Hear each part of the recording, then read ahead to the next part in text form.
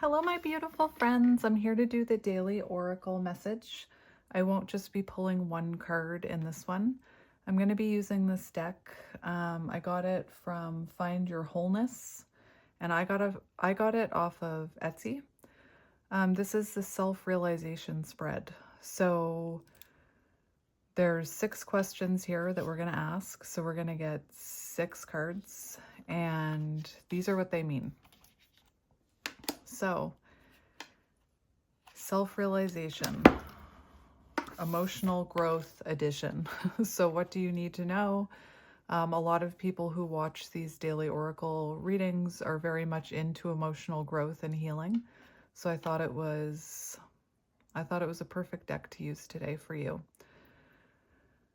So let's have a look. Oh, there's another one here. All right. So I'm going to put this off to the side. I'll put it on the crystal thing here. So the self-realization spread. So first I'm going to cut the deck. I hope you're doing well.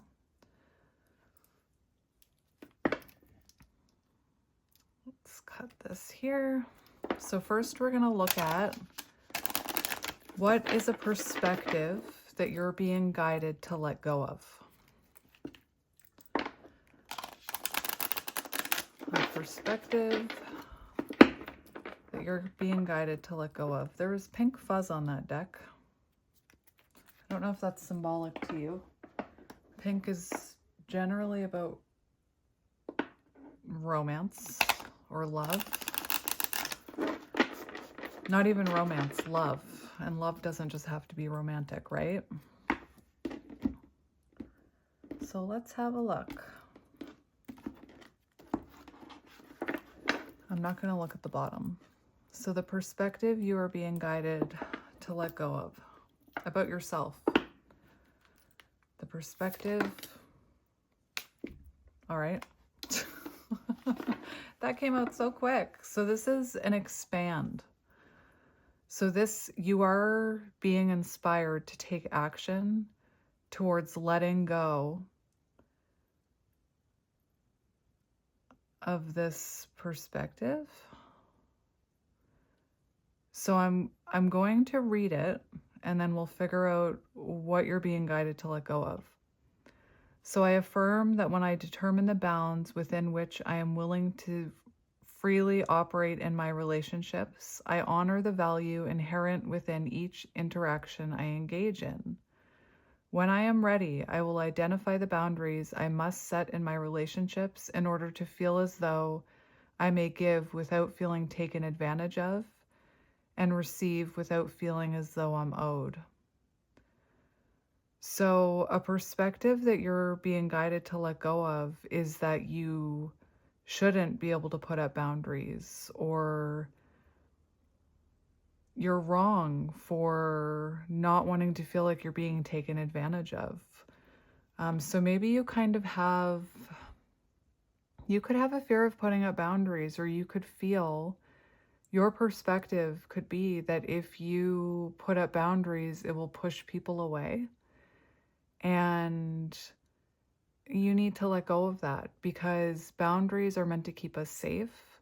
And when we put up a boundary, if somebody pushes back against it or disappears, it means they're not healthy to be in our energy in the first place. You could struggle with people pleasing, you could struggle with overgiving, and you're being guided to let go of the perspective that you have to sacrifice yourself, or that you need to put up with less than you deserve, that you don't deserve to have boundaries. And setting boundaries can be difficult, especially if you have wounds. At the end of this reading, I'm actually going to pull a card for you to talk about a specific wound or archetype that maybe you're dealing with. That's very much my special interest right now. So I will pull that at the end, but it could be that whatever wound is being activated within you, it keeps you Again, putting up with less than you deserve. That could be the abandoned archetype that we read about yesterday. It could be the performer archetype.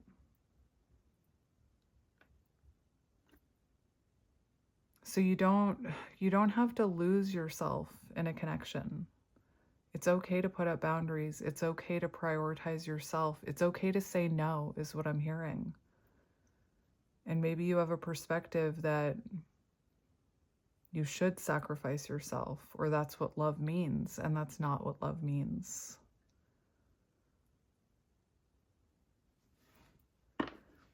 What would your ego like you to know?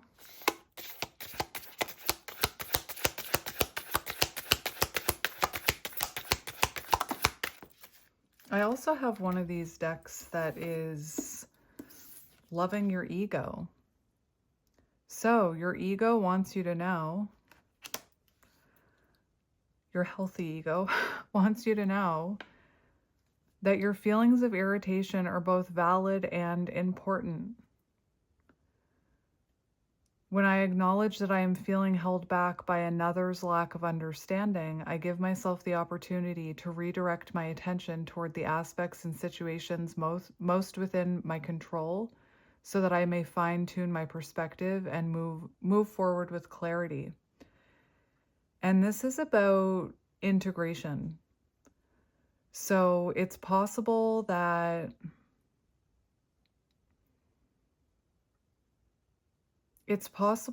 one thing your ego wants you to know is that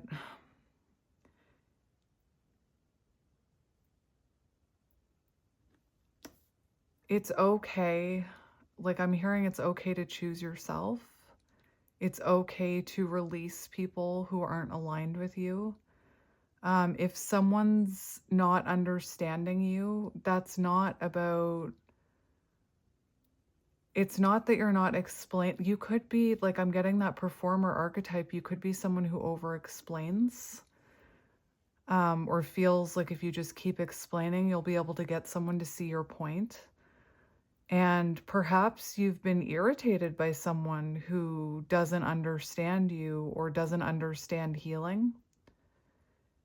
And it's okay to let go of control. That's what your ego wants you to know. So what are you holding on to? What situation are you holding on to where someone isn't understanding you? You can't control that. Maybe you're connected to someone. Again, none of this is specifically about romance, but maybe you are connecting with someone that they don't understand you, and you feel like you have to keep explaining yourself, or you feel like you have to keep holding on to that. You could be dealing with someone who's not on an emotional growth journey. So this is about turning your attention towards things you can control and taking your attention or putting up boundaries with situations you can't control, that are out of your control.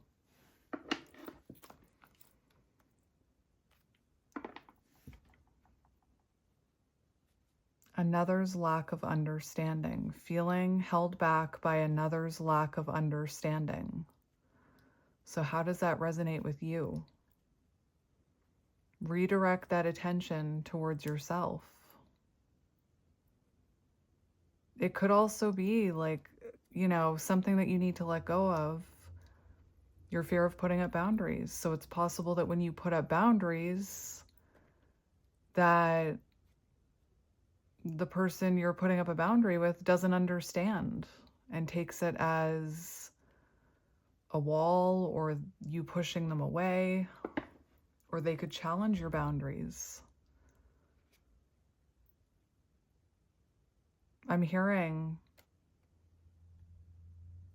like, maybe you feel like you have to justify your boundaries. Do you have a blocked throat chakra? My throat all of a sudden feels sore.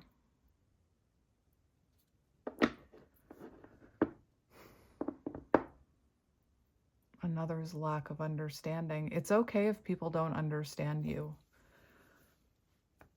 It's also okay to be irritated if someone doesn't understand, right? Forgive yourself for that. Don't feel bad for feeling irritation or feeling frustration. Love and light is not just pretending we are all happy and love and light all the time. We're still allowed to feel a range of emotions. What your conscious self wants you to know.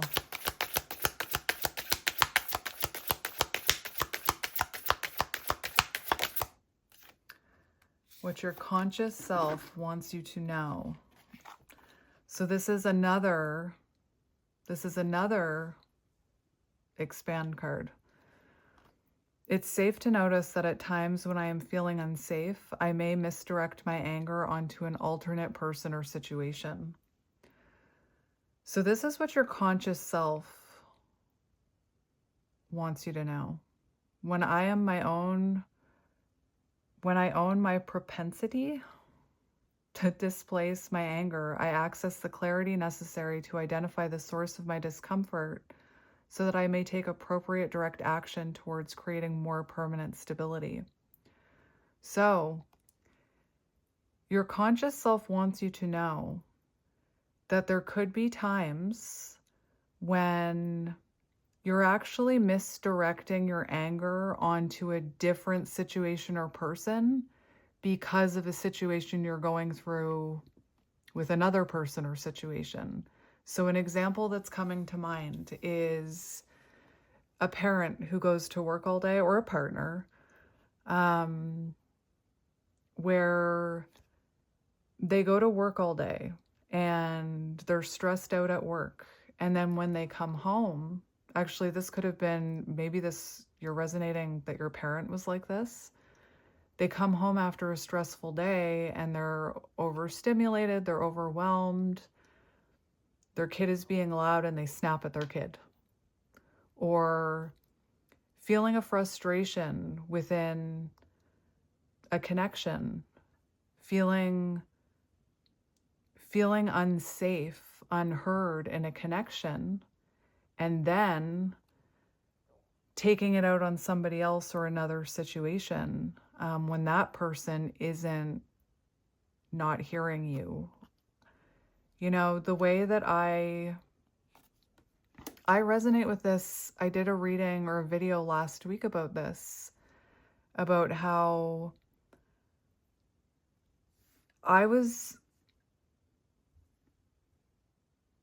in the moment I was triggered, like in the moment last week I was triggered, and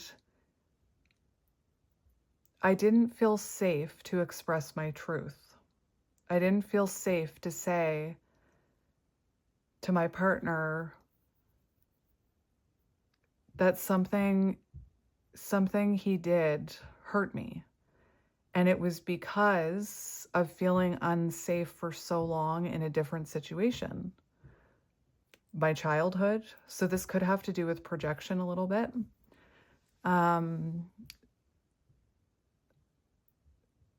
You know, I was in a situation where I was not safe to tell the person how I felt.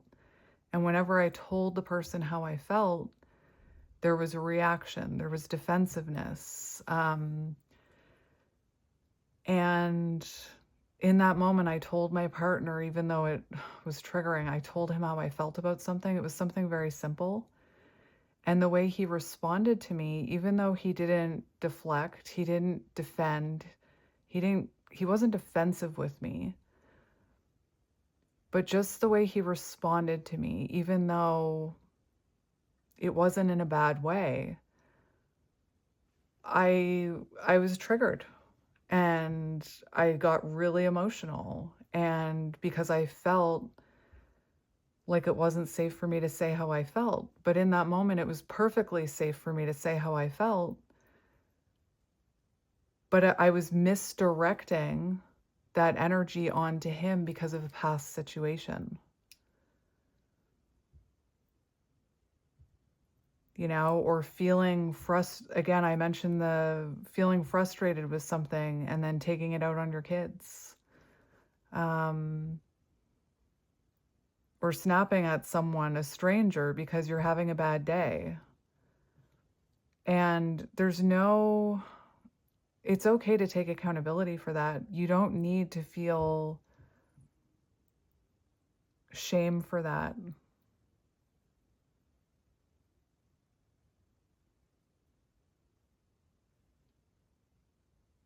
So remember, if you are like if you are feeling angry or someone is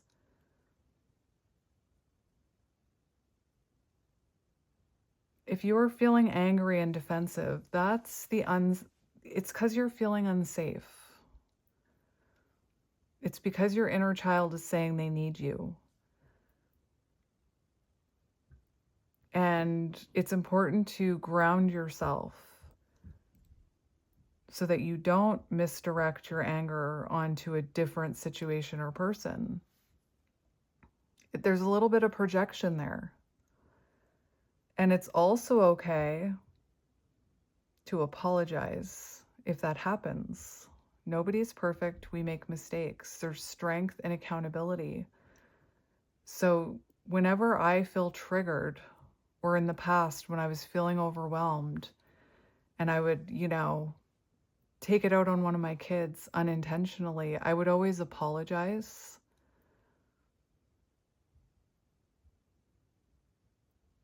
It's okay to notice if you're angry or triggered. Like, this is what your conscious self wants you to know. So you could even be aware of this, or you could be starting to notice this about yourself. And again, there's no shame in it. Defensiveness, those wounds, again, it's a sign that your inner child needs attention, that something needs to heal. And it can be usually when we feel like somebody's triggering us or we're getting triggered, it's usually not them that's triggering us. It's a past situation, an old wound. And there's no shame in admitting that maybe sometimes your anger or your trauma is misdirected towards not the situation or person who gave you the trauma or where the trauma stems from. And I think a lot of people feel shame for it. So it's okay to forgive yourself for that as well.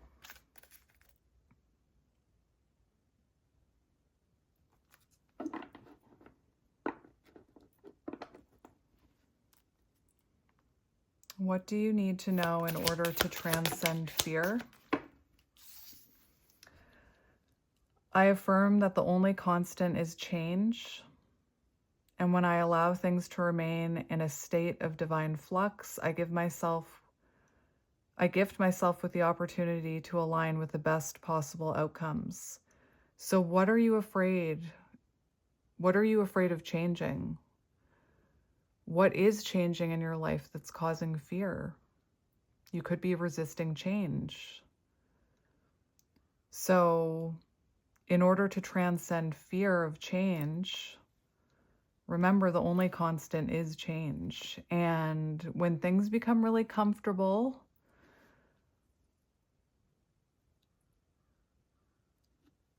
I shouldn't even say that. Things can be comfortable and good, but if you feel uncomfortable with something that's changing, that's completely normal. Change is uncomfortable, but it does help you align with what's meant for you. I'm seeing the elephant card in the animal oracle. Obstacles in your way. So know that obstacles in your way, things that are coming to an end, are meant to redirect you onto your path. When I am ready, I will remind myself that certainty is only an illusion, and I am best served by remaining in a state of being open to discovering more so that I may swiftly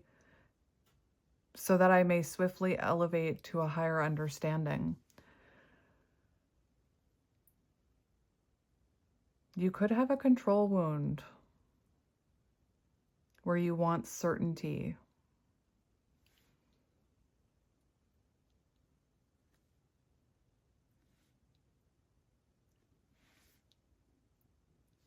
I'm also getting fear of boundaries or lack of putting up boundaries.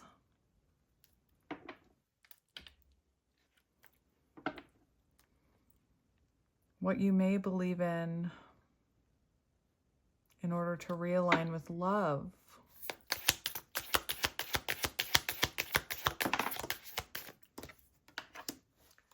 Integrate. So what do you need to realign with? Or what do you believe in order to realign with love? I challenge myself to recognize when my beliefs, that's interesting, may be leading me to assume others should have more control over their circumstances than I do. I step into my highest potential when I remind myself that it is important for others to take full ownership for the consequences of their actions so that they may be empowered to rearrange their lives in the ways in which suit them best. So possibly what you believe in is that you could believe that, how can I put this?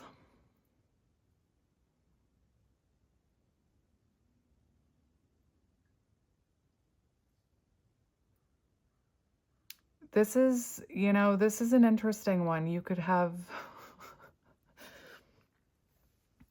I'm getting lack of boundaries. I'm getting feeling held back. I'm curious if it's actually someone projecting onto you with this card.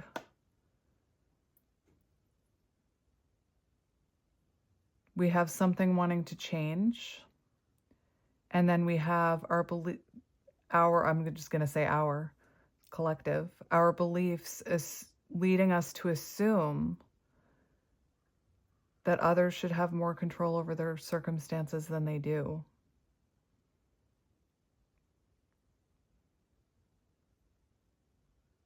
You could be dealing with someone who has a hard time taking accountability. You could be, your belief, right? If you are on the self-growth journey, if you are self-aware, your belief may be that everybody should be aware of what they need to heal, that everybody should be aware of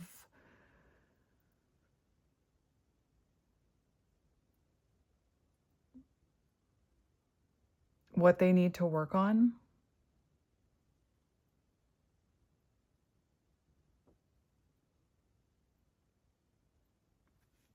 The other thing I'm hearing is, I feel like I've got a few different collectives here.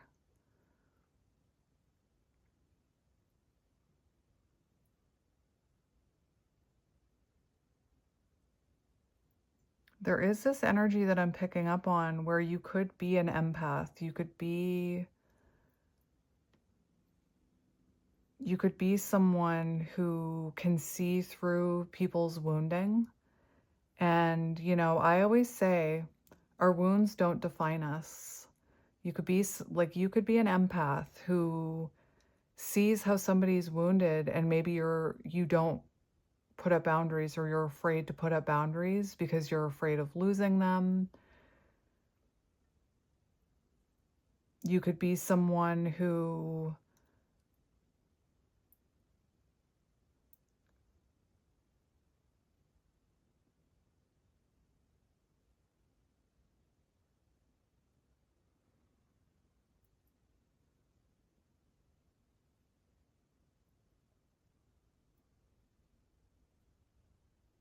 takes accountability for others, who over apologizes.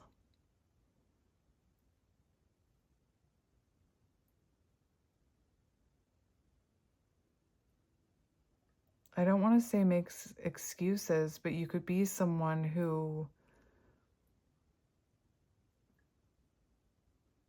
like, empaths can find themselves in really unhealthy situations because they have a lot of compassion. They believe people can heal. They believe people can change. And you could be believing that someone you're connected to whether it's a parent, a friend, a love interest. You could have this belief that if you're just patient enough, that they will change. Because your belief could be, again, I'm hearing like very mixed messages. I'm hearing like a collective who puts up with less than they deserve, overlooks red flags because they know that the person they're connected to or their family are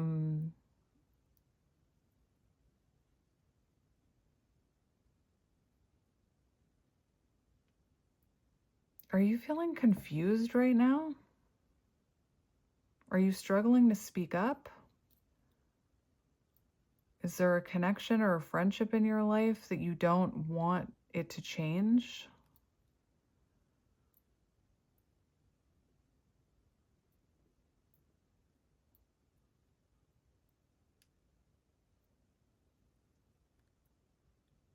Again, I'm not trying to repeat myself, but there's like two different energies here. One is someone is projecting over you. Someone is taking advantage of your kindness. Someone is taking advantage of your patience. It's a situation that maybe you don't want to change because you're worried about losing them. You could feel like you should put up boundaries, but you could be afraid to. This person could have a really hard time taking ownership and consequences for their own actions. So you could over apologize. You may be hitting some sort of threshold where it's starting to irritate you, or it's starting to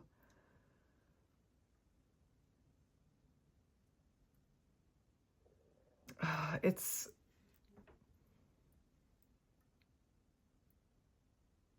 whatever the situation is, it's out of your control is what I'm hearing. Because this person is responsible for their own healing. This person is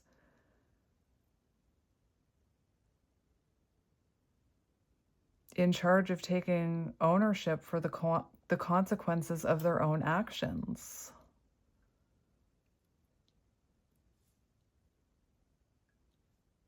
The other thing I'm hearing is for some of you, you could have a belief that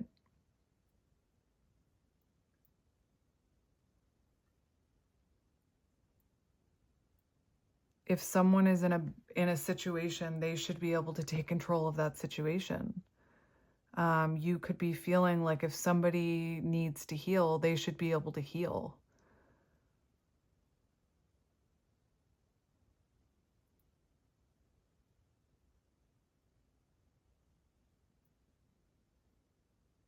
Some people don't have control of their own lives. Some people can't control what's happened to them or what happened in their upbringing.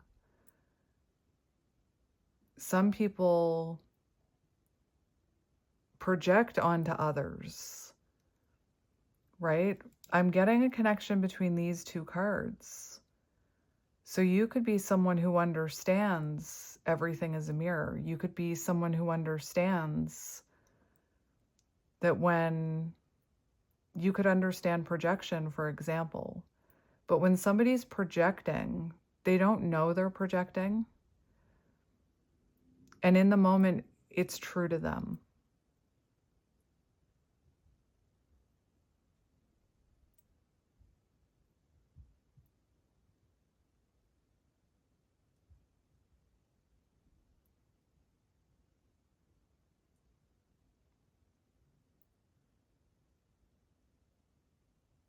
I'm more so getting the first energy I was picking up on, though.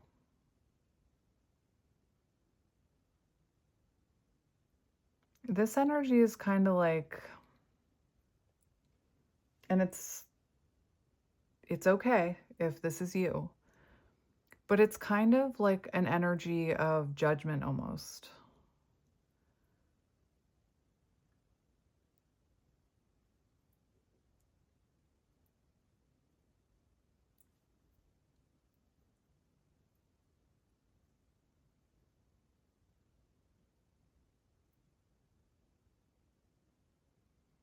I'm just looking at the question.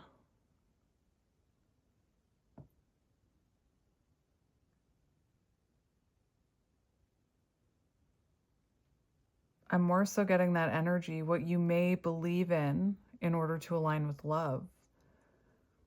So that's what I mean. For a lot of you, I'm getting this energy that you may believe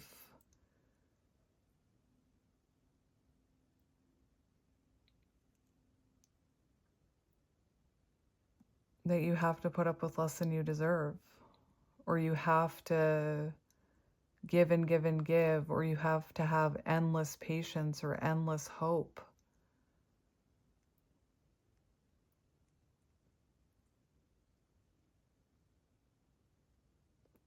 Is someone projecting onto you now?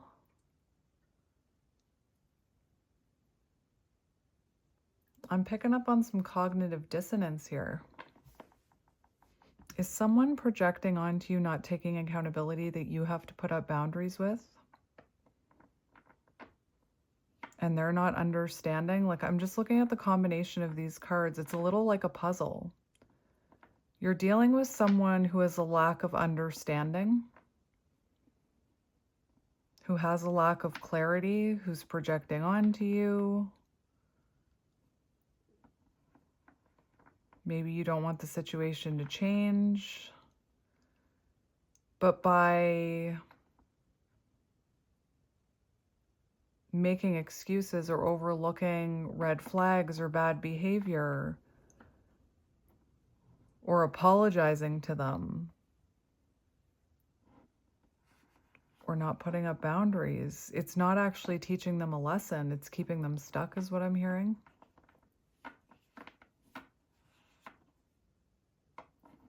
So perhaps you believe that in order to align with love, you have to put others first, or that you have to overgive, or that you have to take on the projection of others.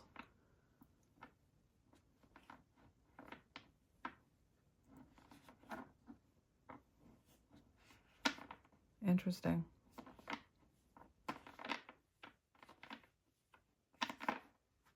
I think that'll become clearer once I get the other 3 cards, hopefully. But I'm getting cognitive dissonance, confusion between the head and the heart. I'm going to look at this Sacred Wounding book at cognitive dissonance. That's what I'm picking up on right now. Whenever I go super quiet like that, I feel like this emotional pull when I channel cognitive dissonance. We cannot solve our problems with the same thinking we used when we created them. Cognitive dissonance, this one's definitely connected to the innocent child archetype. Cognitive dissonance is the tension between what you believe and what you experience. The moment when reality no longer aligns with the stories you've been telling yourself. It is the discomfort of realizing that something you once held as a truth may not be true at all, and so the mind resists. It clings to old narratives, justifies contradictions, and avoids a deeper reckoning. Because to admit the truth, to acknowledge a misalignment, means facing the unknown, letting go of certainty, and stepping into a space where you no longer have all the answers. Change, and that's terrifying. But growth is not about staying comfortable. It is about evolving beyond the illusions that no longer serve you. The discomfort of cognitive dissonance is not a punishment. It is an invitation. An invitation to question, to expand, to rewrite what no longer fits. The mind will try to hold on, to rationalize, to resist. But the soul knows when something is no longer in alignment. You do not have to fear a new truth. You do not have to fear change. When you allow yourself to sit with the discomfort, When you open yourself up to seeing things as they are rather than how you wish them to be, you are not losing yourself, you are finding clarity. This is definitely that innocent child archetype. Hang on.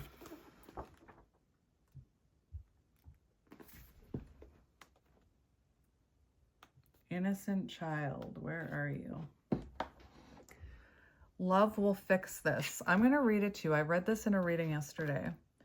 The innocent child is the part of you that believes in goodness, possibility, and emotional redemption. It holds the original expectation that love is safe, connection is meaningful, and being truly seen will make everything make sense.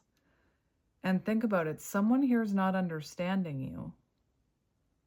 Again, this could be any type of connection. This archetype does not begin as a fantasy, it begins as trust. In early life, the nervous system is wired for attachment. You believe what you are shown. When love feels warm and consistent, hope becomes grounded. When love becomes inconsistent, the innocent child does not immediately abandon hope, it protects it. Rather than concluding that love is unreliable, this part searches for meaning inside inconsistency. It believes connection can still be repaired, understood, or healed.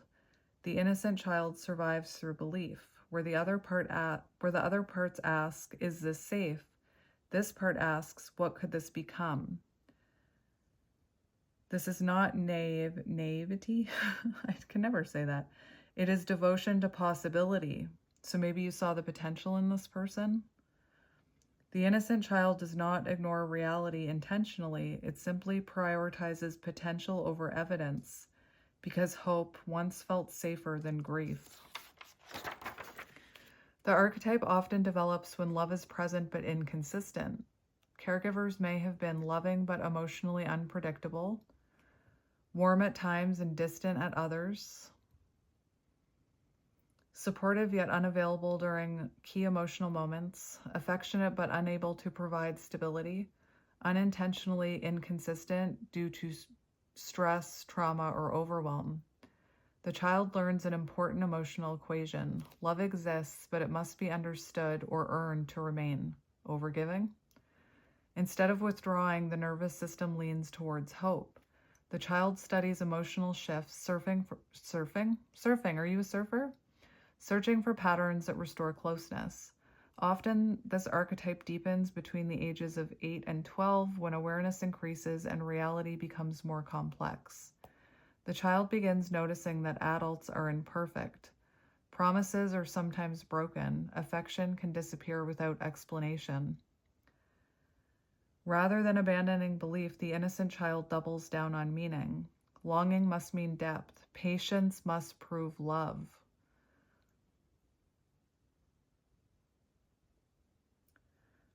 Interesting. Hope becomes a strategy for emotional survivor. Survivor? Are you watching Survivor? Hope becomes a strategy for emotional survival. The innocent child learns to keep the heart open even when closing would feel safer. How it shows up in love as an adult. The innocent child recognizes potential quickly. You may notice yourself sensing who someone could become rather than who they currently are. Feeling deep empathy for other person's wounds. Imagining future harmony despite present inconsistency. Staying longer because connection feels meaningful. Interpreting emotional intensity as proof of significance. Believing patience will eventually create stability. You may find yourself saying, "They just need time. They have so much potential. I know who they really are underneath this." And that cognitive dissonance, if you are dealing with someone where you're overgiving and they're not, and it's inconsistent and it's hot and cold, it can create that cognitive dissonance, emotional confusion. You can actually become addicted to it. It can look like waiting for change without evidence. confusing loyalty with love, feeling guilty for wanting consistency. So like I said, you could feel like someone's taking advantage of you here or not giving enough, but they're not understanding you.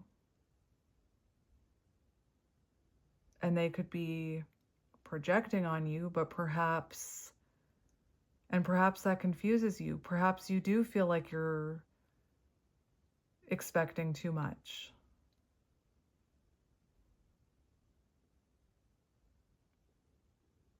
And you could have a fear of putting up boundaries or change here.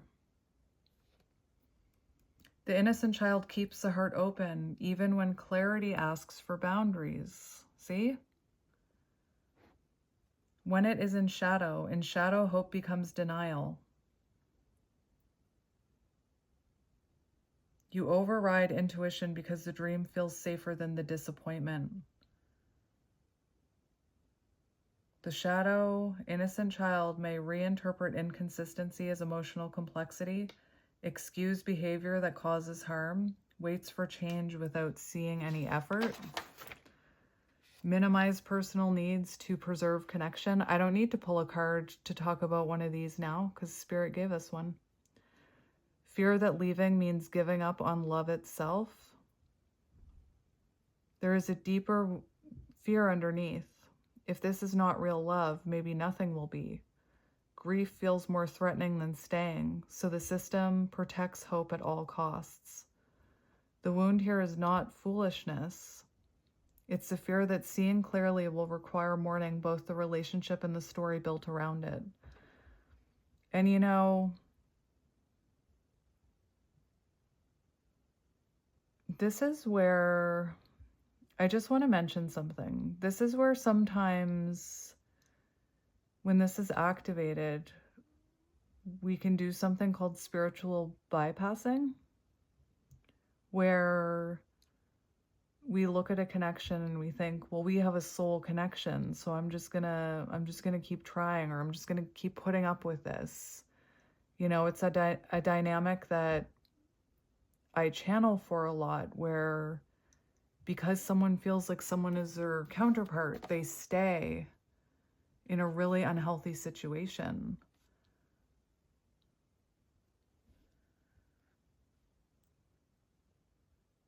And it doesn't mean that person, it doesn't mean that you don't have a soul connection with that person, but it means that this activated, wounded part of you is overriding like your hope for them to change, your hope for them to heal. You're actually sabotaging yourself.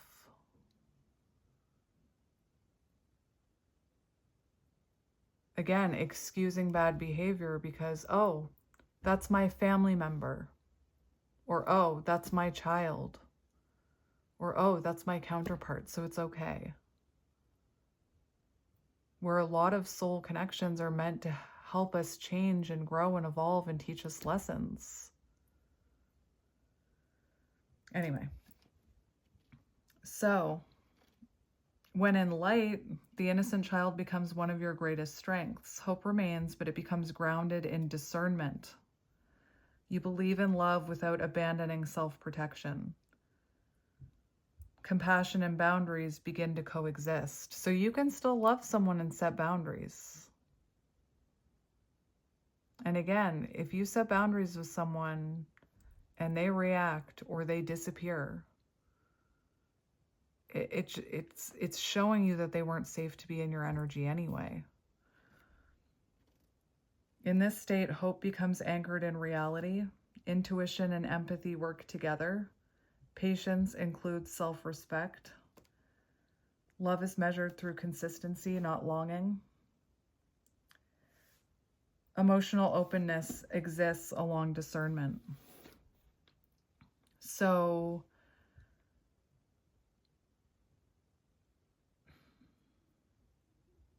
when this part is activated, you may notice a strong desire to believe the best, defending the connection, explaining away concerning behavior, replaying positive memories for reassurance, or the urge to reach out and restore emotional closeness. Do not repeat inconsistency as depth. No, do not reinterpret consistency as depth to avoid disappointment.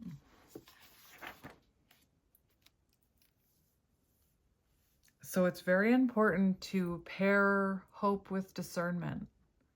It's very important for spiritual people to be spiritual but remain grounded. I'm seeing the buffalo in that animal deck. Spiritual but grounded. It's okay to feel a spiritual connection with someone, but you also need to stay grounded in reality of what they're showing you in the 3D. It's interesting. This was not what I thought this reading was going to be about. So ask yourself, what is the evidence in front of me? Not the potential, not the promise, the pattern. So what are they showing you? Because a lot of empaths, a lot of people with big hearts can see the potential in people. They can see, especially if you're on a healing journey, you can see when somebody else is acting from a wounded place. It doesn't mean they can see it. Lack of understanding.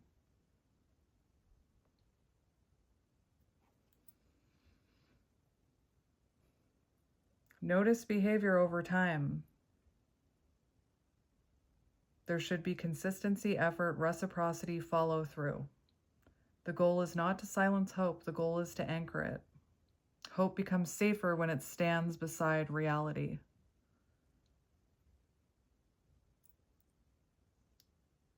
Long-term healing, you practice believing in love while also requiring reciprocity. You allow chemistry while also grounding decisions in observable patterns. Consistency is romance. Reliability is intimacy. Follow-through is affection in action. Over time, your nervous system learns that clarity does not destroy love, it refines it. You begin tolerating disappointment. Sadness becomes survivable. Hope becomes mature. Your heart remains open, but it is now guided.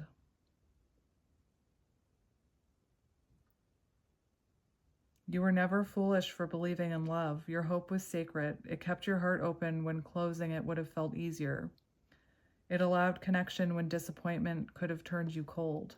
Healing does not ask you to lose that hope. It just asks you to anchor it. You can believe in love and still require consistency. You can hold compassion and still protect yourself. You can dream and still see clearly. The innocent child does not need to be silenced. It needs to be led. And you're the one to lead it, your inner child. How may you access your emotional wisdom?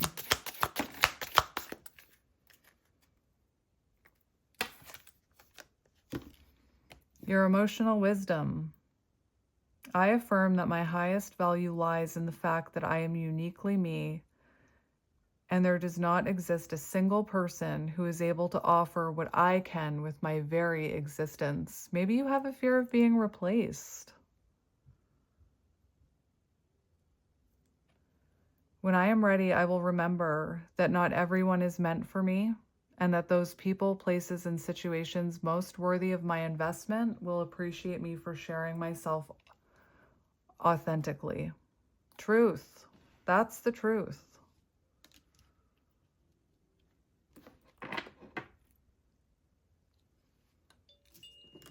Oh, the charms went. Maybe you need the charms.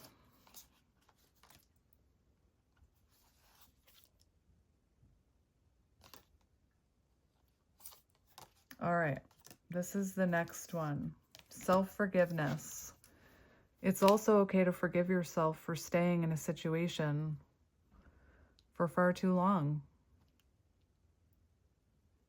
for putting up with less than you deserved, for struggling to put up boundaries. Self-forgiveness spread. Past. What do you need to forgive yourself for?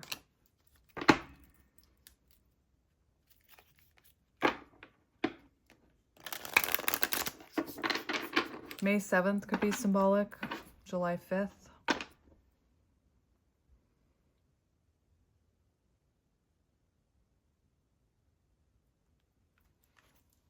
Were you taking the safe path in some way?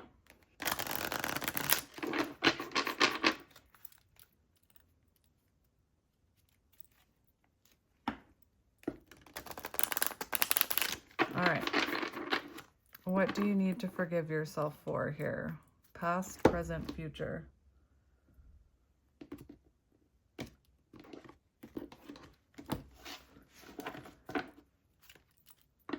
Past, present, future. Oh, we have 2.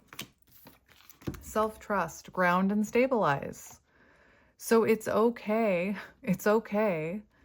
if you lost yourself in the potential or the hope. I forgive myself for taking on other people's challenges before I have faced and handled my own. I choose to believe that when I honor my ability to care for myself, I support in others the potential to do the same. This is very connected to whatever's going on here. Taking on other people's challenges, taking on other people's shadows, taking accountability for someone else's behavior because you saw the potential. And what that's showing us when we're in that energy, it's showing us that shadow being activated. So you weren't, and I'm not saying you were doing this on purpose, it's unconsciously.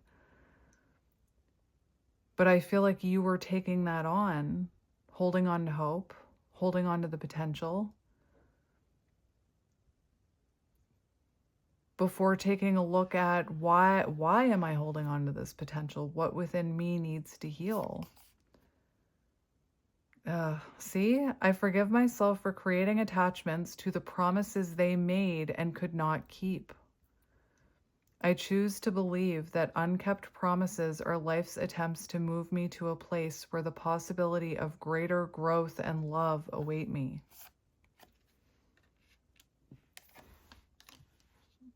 Please forgive yourself for that. Don't feel like, I hope you're not putting yourself down, feeling like you're a pushover, or feeling like you asked for too much, or you didn't see the signs. You're being asked to let go the perspective that it was your fault and that you should prioritize others over you, that you're not important, because you are.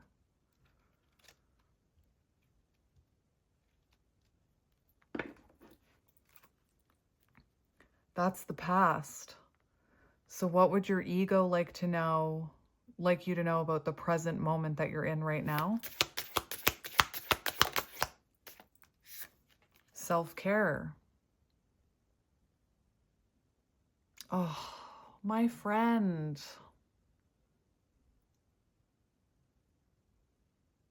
My friend. This is what you need to know about the present moment. I forgive myself for ending up in places not meant for me while I was focusing on proving myself to be good enough.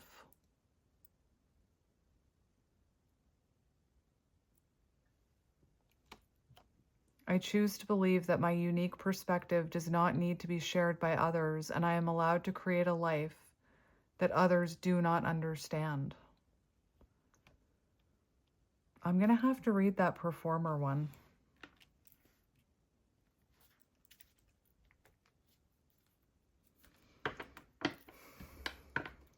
What does your true self want you to know about your future? What does your true self want you to know about your future?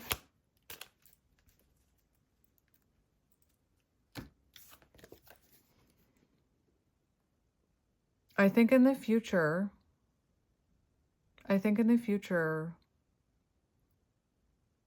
you're going to learn to treat yourself the way you treat others, because this is what your future self wants you to know. That it's okay to be compassionate for yourself and to not put others before yourself or someone else's shadows or projections or needs above your own. I forgive myself for being more compassionate with others than I have been with myself.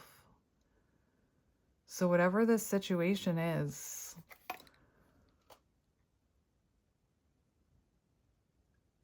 it feels like you've been really hard on yourself.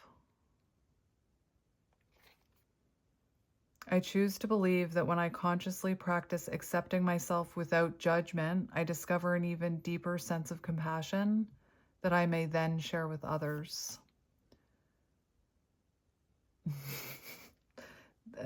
It's all making sense. Like all the puzzle pieces are falling in here. Okay, so now we have self-reflection.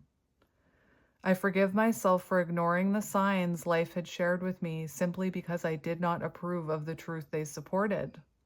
I choose to believe that when I accept and integrate the signs life offers with daring curiosity, I may swiftly be moved to the people and places that are most helpful. So there could have been signs, right? I was talking about overlooking red flags, right?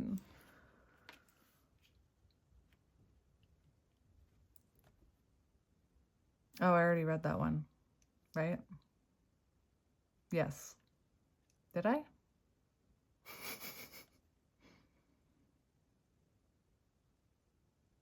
No, I read both of those. And then this is on the bottom.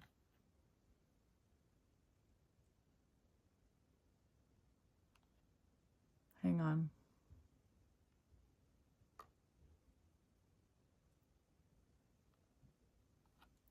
I forgive myself for taking from myself to give to others. I choose to believe that when I prioritize my needs over the needs of others, I am able to give more abundantly and without expectation. I've got a Queen of Cups that I'm channeling here. And this is what your future self wants you to know. So eventually you will forgive yourself for this. But right now you may be struggling with this. You may be being hard on yourself.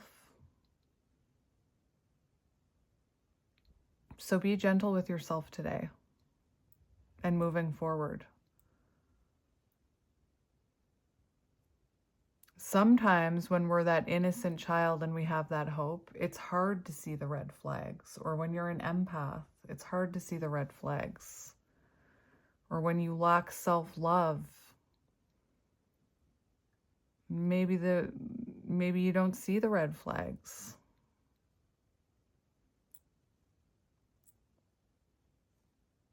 I don't know what this is about for you specifically, but I am sending you love. I just want to read one more thing to you.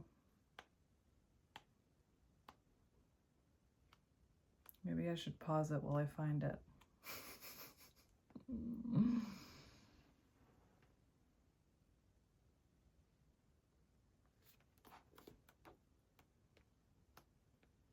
Did I say I was hearing the innocent child?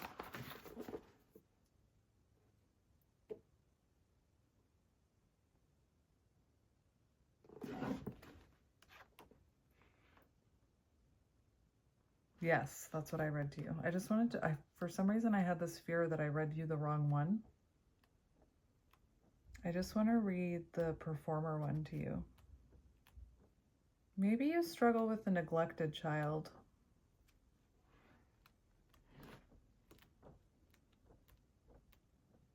I'm trying to find it. Use the table of contents, Kelly. I heard you. Hang on, I'm going to pause it. All right, there was one here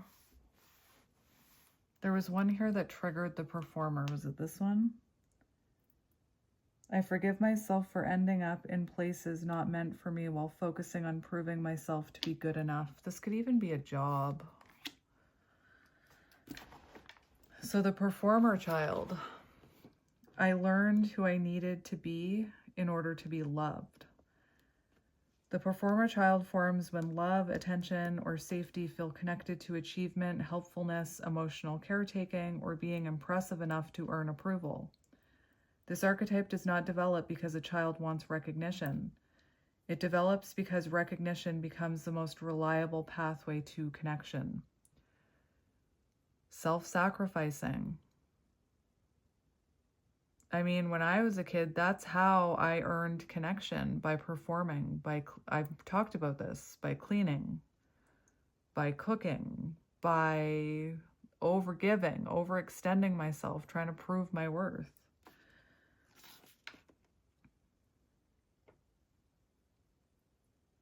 At some point, the nervous system learns a powerful equation. When I am good, successful, useful, or pleasing, I am safer. Identity begins organizing around performance rather than presence. The child becomes attentive to expectations, quickly learning which behaviors receive warmth, praise, or relief from tension. This is not manipulation, it is adaptation. The performer child does not pretend in order to deceive, it performs in order to belong. Over time, authenticity becomes secondary to acceptability. The question shifts from who am I to who do I need to be right now? The child becomes skilled at sensing emotional emotional environments and adjusting accordingly. Hello, my empaths.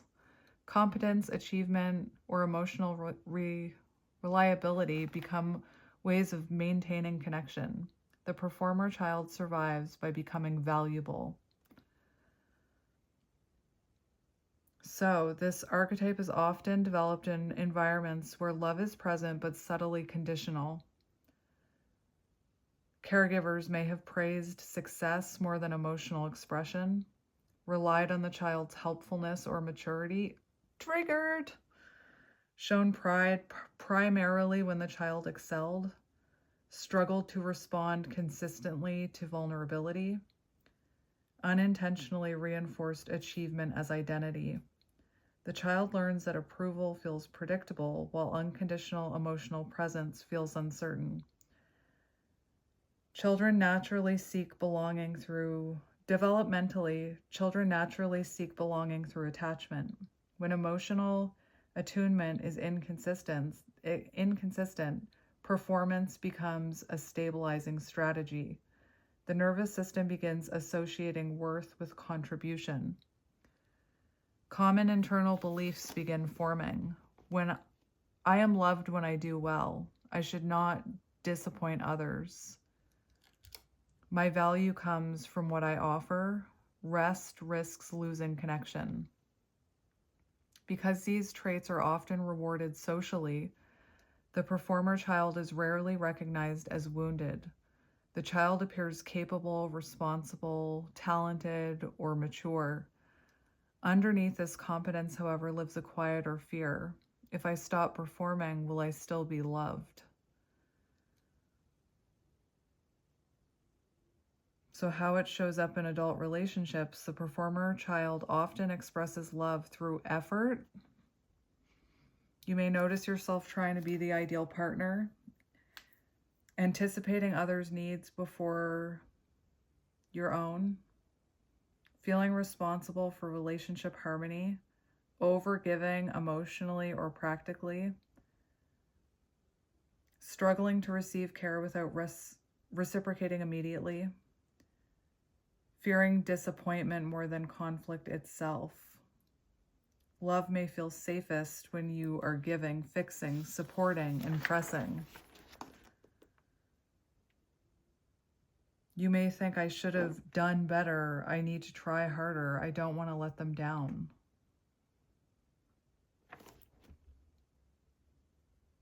When it is in shadow, feels exhausted yet unable to stop striving, struggle to rest without guilt, overextending yourself emotionally, losing awareness of your own needs, feeling unseen despite constant effort.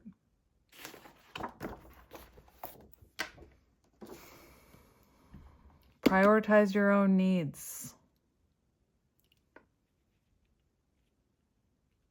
Be compassionate with yourself. If you're struggling with this right now, I'm sending you lots of love.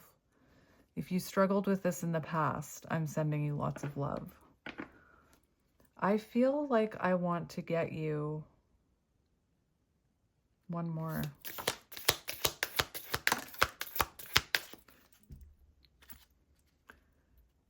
Again, innocent, performer, neglected. I forgive myself for looking to others for proof that I am worthy of love and acceptance. I choose to believe that it is in those lapses in external validation that I am able to cultivate a truer understanding of my innate ability to be loved, trusted, and valued. So do you struggle with needing external validation? I said that's something that I struggle with.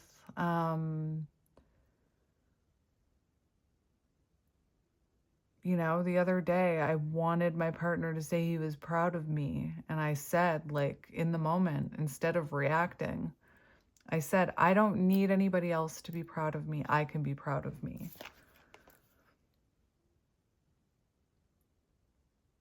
Oh, again, I feel like you were trying to express something with someone and you were getting met with possibly deflection. I forgive myself for walking back my attempts to communicate my desires when met with resistance. Again, you could have wanted consistency. Someone could have told you you were expecting too much. Maybe you tried to talk to your parents about some of your wounds, and they made you feel like you were the problem. Maybe you struggle to speak up about your needs because your needs weren't met as a child, neglected child. I choose to believe that there is always room for varying perspectives, and resistance is a natural component of growth. And that's kind of what I was picking up on, is that you could be dealing with someone who's very resistant to growth, whoever that is. One more.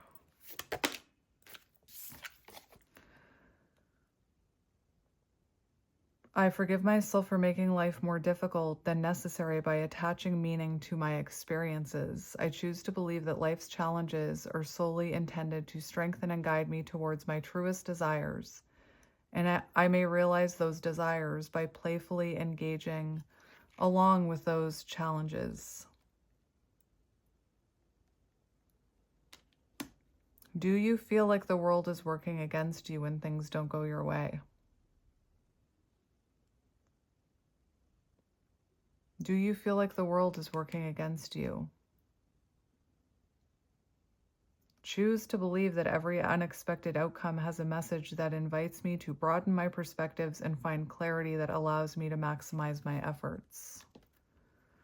Or you could have been dealing with someone who had victim mentality.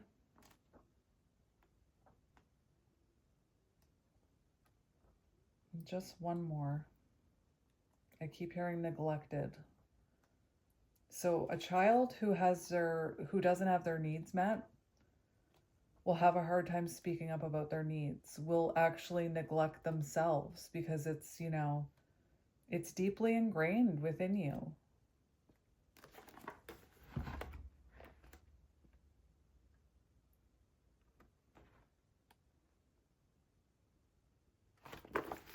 All right, sorry, I've had to stop and read something in case it was symbolic to you.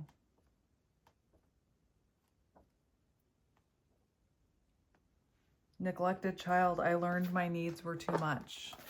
There was something here that talked about that. Your needs weren't too much.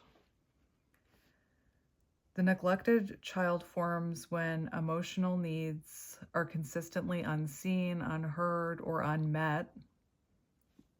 or met with resistance. This one.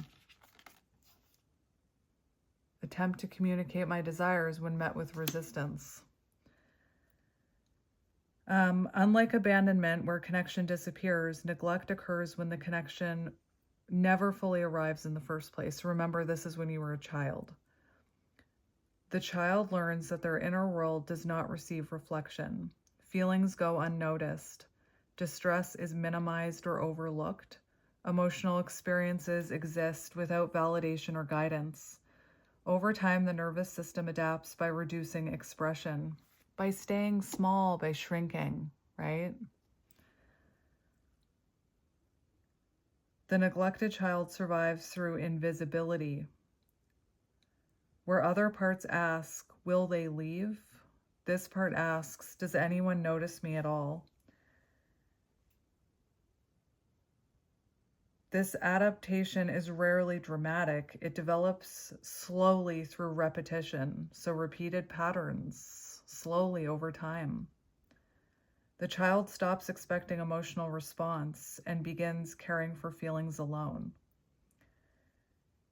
The neglected child does not stop needing connection. So how it forms, caregivers may have been emotionally distant or preoccupied, loving but uncomfortable with emotions, focused on practicality rather than emotional presence, overwhelmed or chronically stressed, dismissive of feelings, unable to mirror or validate emotional experiences. The child's emotions are not punished, but they are not deeply acknowledged either. Without reflection, emotional development becomes solitary. The nervous system learns, my feelings are not important. I should handle emotions myself. Expressing needs changes nothing. Developmentally, children require co-regulation to understand emotions. When this is missing, feelings become confusing or muted. The child adapts by disconnecting from emotional signals. Identity may form around self-sufficiency or emotional minimalism. I don't need much. I'm easygoing. I shouldn't take up space. The neglected child emerges not from cruelty, but from emotional absence repeated over time. How it shows up in adult relationships. The neglected child often struggles to recognize or communicate needs. You know, I had that moment once. Somebody said, what do you need right now? And I was like, I have no idea. I do not know. You may notice yourself feeling unsure of what you need emotionally, minimizing feelings automatically, struggling to ask for support, tolerating emotional distance, believing your needs are burdensome. So you may feel like you're asking for too much.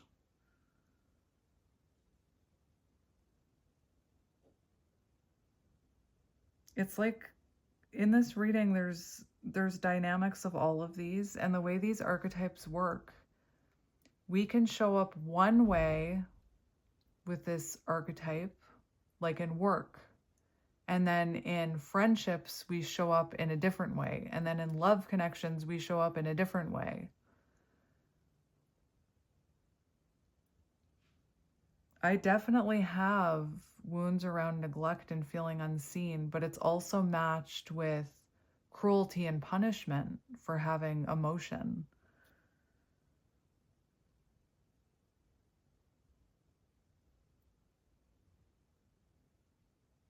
So maybe you weren't, maybe you stopped expecting anything, or you felt like you were asking for too much.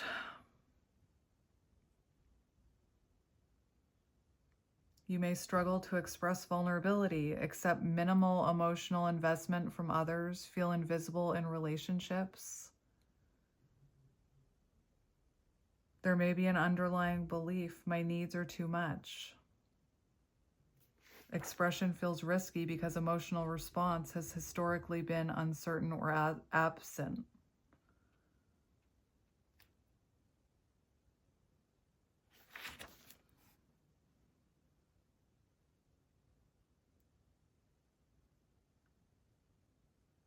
Do you say things like, I'm fine, when you're not actually fine? If somebody asks you, how are you feeling? Do you say, I'm fine? Are you okay? Yep. Do you need anything? Nope.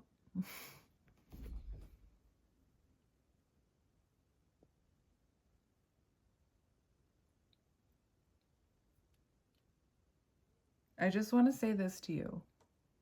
Your feelings matter. Your needs are valid. You are not being demanding. You are not asking for too much.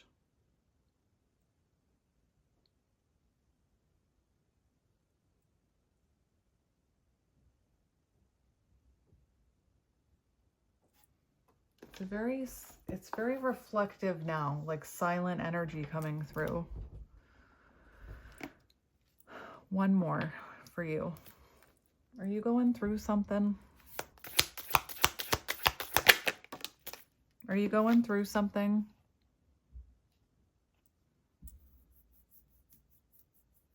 I forgive myself for overindulging in an attempt to decrease my discomfort and placate my impatience. I choose to believe that discomfort is a sign that the growth I have been striving for is underway and I am exactly where I need to be. Yeah, your needs matter. Your emotions are valid.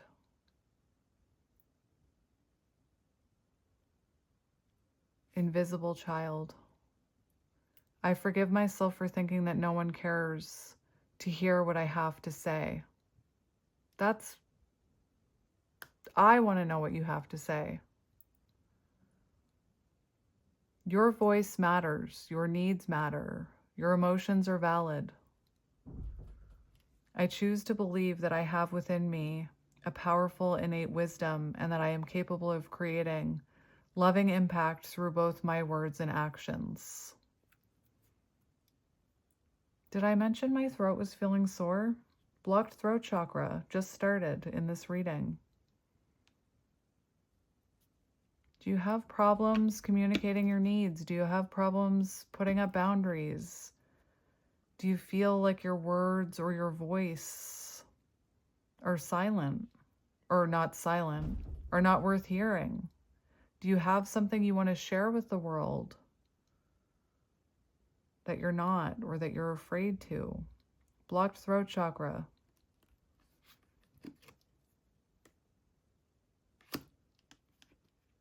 I feel weird leaving it like this. It's a very weird energy that I'm picking up on. It's very quiet now.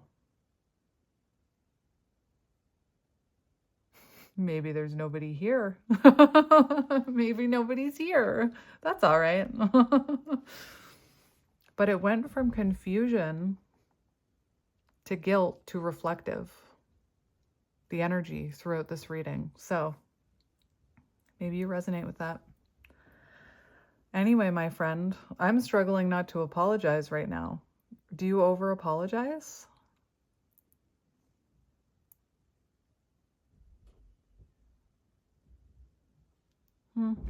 Very reflective here at the end. Again, is anybody actually here? Like, it just got really quiet. The energy, I mean. Anyway, my friend, I want to hear what you have to say. And I am sending you lots of love and light. And if you struggle with an over-apologizing wound, you can stop. You have to retrain your mouth. I'm working really hard with one of my kids. They're finally starting, they're having a breakthrough moment with it. So right before they go to apologize, they stop themselves. And I know that they're trying to break that response or stop that response, that over-apologizing response. Anyway, my friends, I am sending you lots of love and light. I wish I could have brought you more clarity.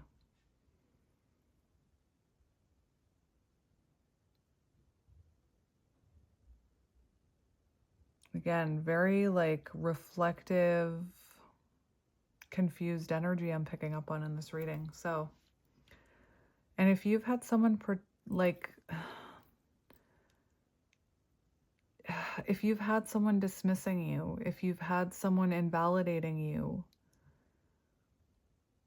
or you did in the past, it all makes sense why you shrunk yourself, or were afraid to speak, or were afraid to put up boundaries, or felt like your needs didn't matter, or you weren't worthy, or your feelings weren't valid. Your feelings are always valid. And for some reason, I get this sneaking suspicion that I feel like you triggered someone who misdirected or projected onto you. But anyway, I'm sending you lots of love and light, my friend. And I will talk to you soon. Struggling still not to apologize. Bye!